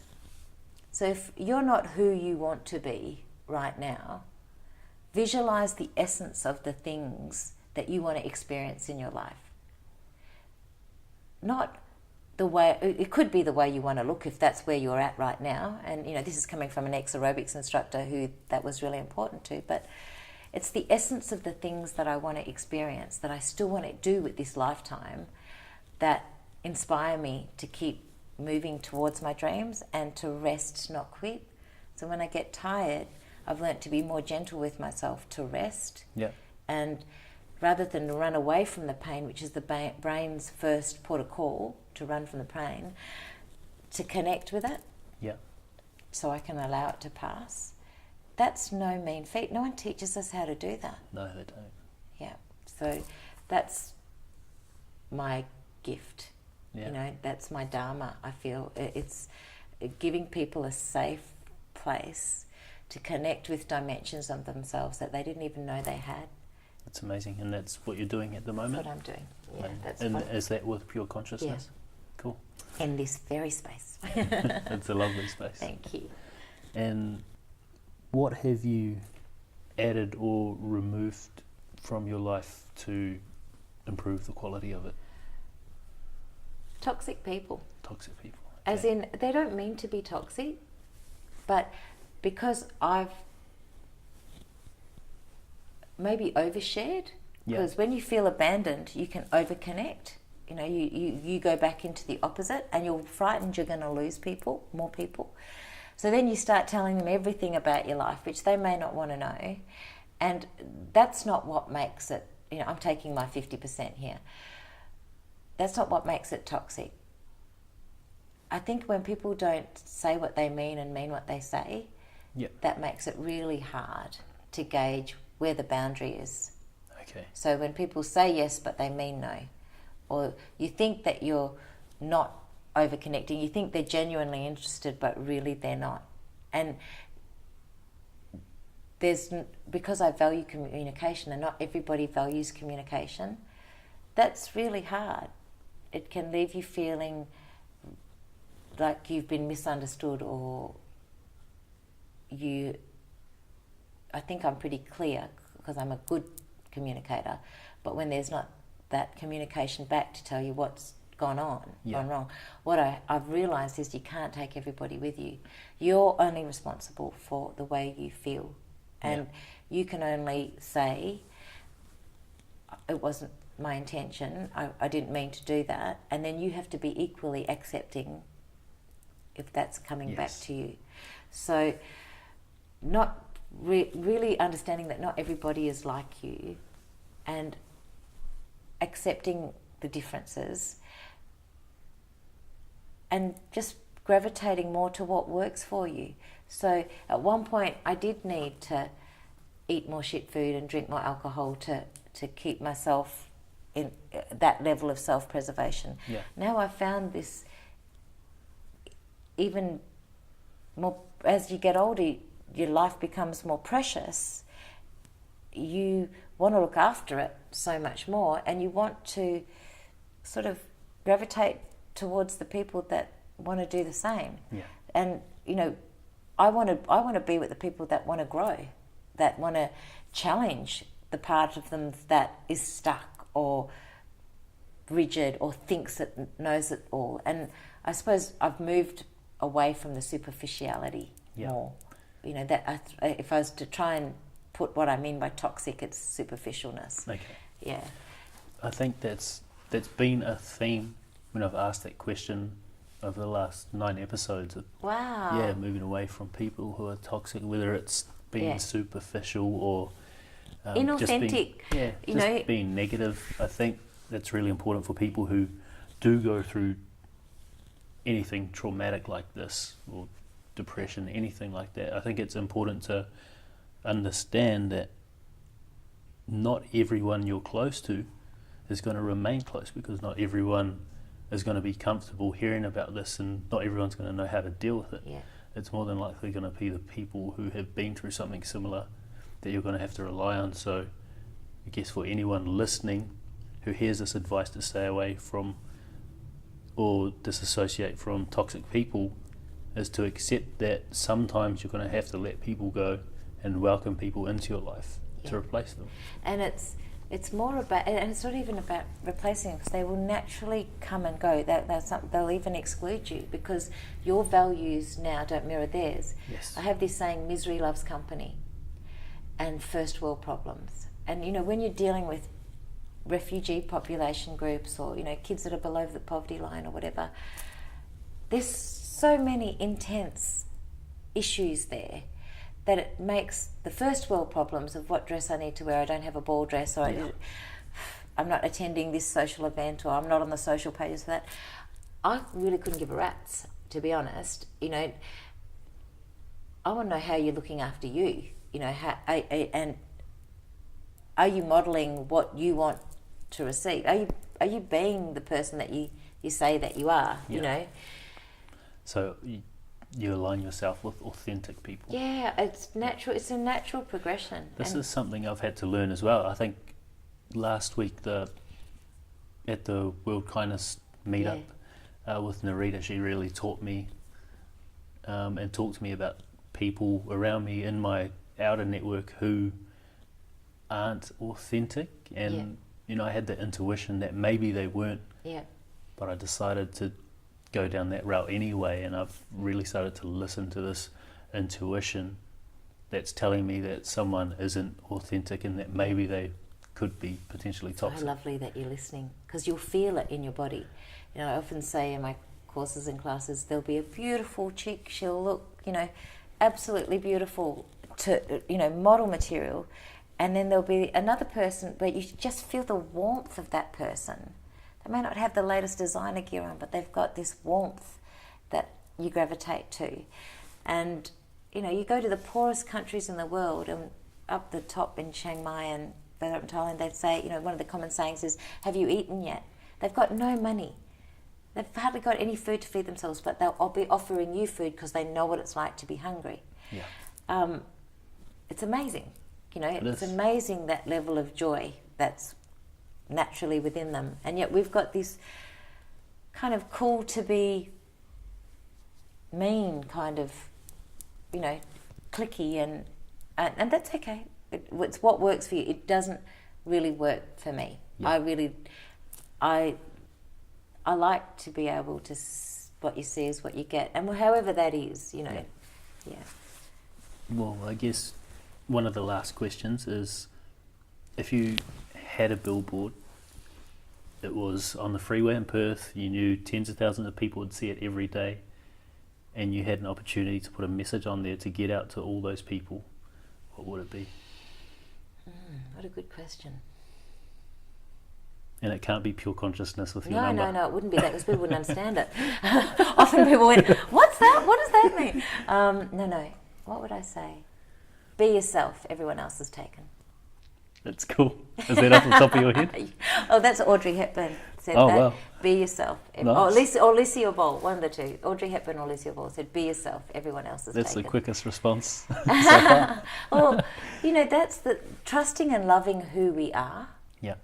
We have to do that for ourselves first, and that's hard because we've got a great critic. Oh, what is that? That's just my water feature that you can see flicking on. Yeah, but no, it is trusting that you have your light is meant to be here on this planet. Yeah. And you have gifts. We're advertised to all the time saying. There's not one commercial that says, don't you have enough already? Yeah. So, that's Yeah, I can resonate with that because I've been through counselling and therapy lately, and something that was brought up that I was semi-aware of, but I think I was burying, was the fact that my whole life, because I was teased about how I looked, going through primary and intermediate, I always wanted to be someone else. I just wanted to be someone good looking, and it's not until the last maybe couple of months that I've realised and accepted the fact that I'm never going to be someone else. So I've just had to come to terms with that and accept that I am who I am, and it's a process of getting used to it. Yeah, it's self-love. It's a process, and it's been there for a while, buried, but I'm finally coming to terms with it. So I resonate exactly with what you put on that billboard. Be yourself. Yes. Everyone's taken. Yeah. I guess one last question, and you don't have to answer it if you don't want to. I know you've said before this interview that sometimes Craig, his energy does come to you, does speak to you. Is there anything you would say to him, if you could? Yeah, I just say thank you, babe. He has... I don't think many people have a love of a partner that I am very sure that the well-being of the girls and I, after travelling to Bali, where I dropped him out of his chair a couple of times, Singapore, we've had those experiences. I know that whatever transpired in our life transpired.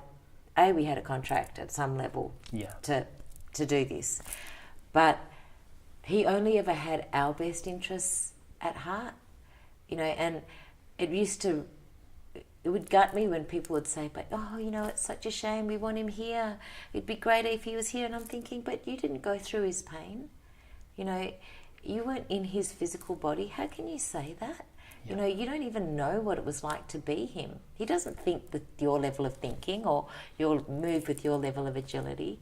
So, he's been one of my greatest, along with my parents, one of my greatest teachers in unconditional love.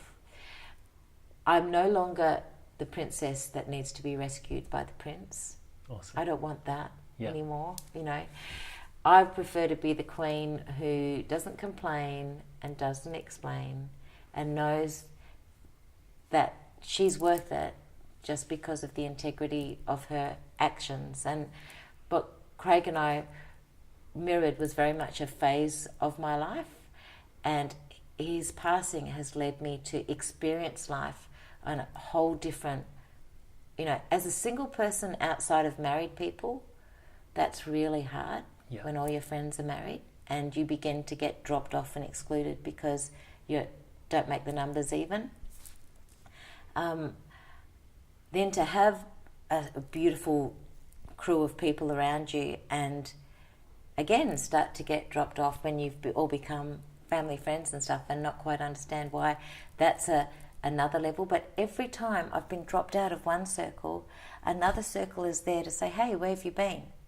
And so Craig's gift was helping me to transition from dreadful attachment, because it is really, it's an attachment, such a big attachment that says I can only be happy if, this person is by my side. When you have to turn that inwards and go, how can I give myself the love I need? Yeah. How can I nurture and nourish myself? He wanted more for me than I ever wanted. He wanted me to have coffee for the girls. He wanted me to go have massages. He didn't want me to work. And I was like, hey, you get your significance out of your work. I want to get mine out of mine, buddy. And I'm just as good as you. And, I was still in that, anything you can do, I can do too, that sort of thing. Yeah. Whereas the gift of his passing has made me go, you know what, I don't want to be a man. I don't want to be the boy. I want to be the girl. Yeah. And I want to do it with grace. And I've had to learn that the hard way. And I'm really grateful because I've had, when you've experienced that once, you're luckier than most. Yeah. It's so powerful. Well, I think you are doing it with grace. You're one of the most vibrant people I've ever met, so it's really lovely to be able to meet you again, or actually get to know the person. Yeah. And thank you for welcoming me. Thank you for listening. I just want to acknowledge before we wrap up the fact that you have taken the time to tell this story. Obviously it's going on a platform where hundreds, thousands of people can listen to it. So having the courage to actually open up and share something like this, something as traumatic, it's brave, and I just want to acknowledge you for that. Oh. Lachlan, before we go, can I just too acknowledge all of the ancestors that's gone before us, the people that have put blood, sweat and tears into this land that we sit on, but our ancestors for allowing this alignment, for us to share like this, because I don't think there's any ever coincidence. I think there's only synergistic opportunities. Yeah, I think we're supposed to meet. Yeah, I appreciate it too. Thank you. Thank you so much. Thank you so very much for listening to episode number 10 with Sorelle Miller. I hope, like me, you found her super interesting and inspiring. I know what she's been through is probably hard for a lot of us to imagine. Now, she also has her pure consciousness business that I mentioned in the intro. So if you are looking to check out what her services are, how she can be of benefit to you, I would love to direct you to her website, which is pureconsciousnessmeditation.com.au. And what I'll also do is I'll put her contacts in the show notes, as well as her Facebook page. I hope you found some nuggets of gold in this one, and I can't wait to be in those little ear holes again with my next episode number 11, with the amazing Rachel Callender. Catch us later.